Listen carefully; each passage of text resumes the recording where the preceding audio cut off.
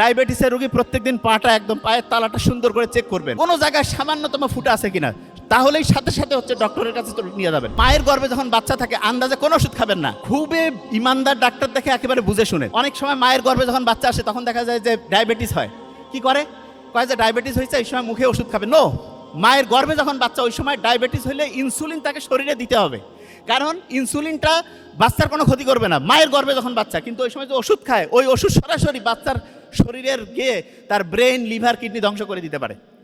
মায়ের গর্ভ থেকে যখন পৃথিবীতে বাচ্চা আসলো, আল্লাহ ওই বাচ্চাকে খাওয়ার জন্য মায়ের গর্ভে ওই একটা কানেকশন লাইন বানাইছিল যেটাকে বলে অমরা।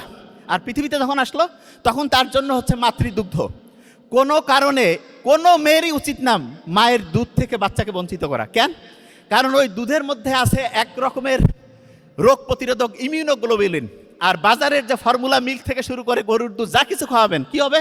ব্রেনের ডেভেলপমেন্টের সমস্যা, রোগ প্রতিরোধ ক্ষমতার সমস্যা, বাচ্চা কান্নাকাটি করবে, অ্যালার্জির সমস্যা।